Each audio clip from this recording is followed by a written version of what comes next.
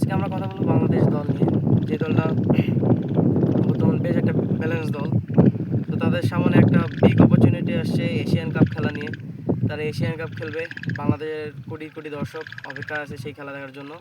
কিন্তু তার আগে একটা বিশাল বড় খবর, ব্রাজিল থেকে তাদের ফেডারেশন থেকে একটা দলবহর আসছে। সেই দলবহর নিয়ে তারা বাংলাদেশে আসছে, বাংলাদেশে এসে মাঠ পরিদর্শন করছে, বসুন্ধরা অ্যারেনা দেখছে, জাতীয় স্টেডিয়াম দেখছে, তারা সন্তুষ্টি প্রকাশ করেছে। এবং সবচেয়ে বড় নিউজটা যেটা হলো সেটা হচ্ছে ব্রাজিল টিম বাংলাদেশে 6 অক্টোবর একটা ম্যাচ খেলার জন্য বাংলাদেশকে প্রস্তাব দিয়েছে, যেটা বাংলাদেশের জন্য একটা বিগ অ্যাচিভমেন্ট হতে পারে।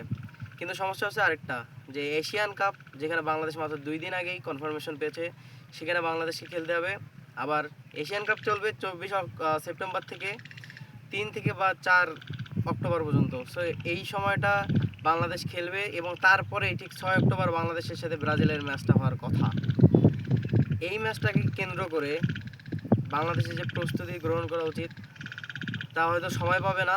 তারপরেও ব্রাজিলের যে ম্যাচটা আছে তার চেয়ে বেশি ইম্পর্টেন্ট হচ্ছে এশিয়ান কাপ খেলা। এশিয়ান কাপে যদি বাংলাদেশ একটা র্যাঙ্কিং করতে পারে বা বাংলাদেশ ভালো কিছু একটা করতে পারে, তাহলে মালয়েশিয়া, ইন্দোনেশিয়া এই দেশগুলোর কাছে মানে বিগ প্রায়োরিটি থাকবে এবং পরবর্তীতে তারা বাংলাদেশের সাথে খেলার জন্য আগ্রহ পোষণ করবে। আর ব্রাজিলের সাথে খেলা যদি বাংলাদেশ এখন ওই মাত্রায় যায়নি যে ব্রাজিলকে কোটি কোটি টাকা দিয়ে আসবে। এমনি বাংলাদেশেরই মাঠের অবস্থা খারাপ, বাংলাদেশেরই টাকা নাই। তো তারা যদি তাদেরকে টাকা দিয়ে সব খেলতে নিয়ে আসে, সেই টাকাও ওই দিক দিয়ে লস্ট।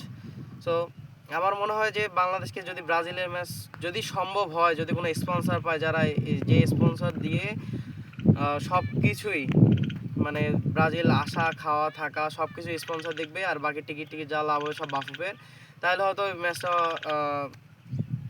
আয়োজন করা সম্ভব।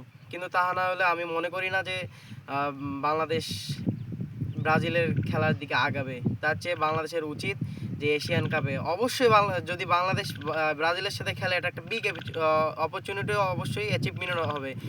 সো এই হচ্ছে আজকের বিষয়, যে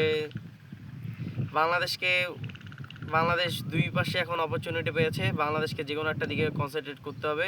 যদি দুইটাই খেলতে পারে, আমরা বিশেষ করে ব্রাজিল সমর্থকরা আরও খুব ইয়াতে আছে। ব্রাজিল আর্জেন্টিনা কোনো বিষয় না, বাংলাদেশের সাথে একটা বড় দল খেলবে, এটা হচ্ছে বাংলাদেশের জন্য একটা বিগ অ্যাচিভমেন্ট। সো আজকে এই পর্যন্তই। ভালো থাকবেন, সুস্থ থাকবেন। আসসালামু আলাইকুম।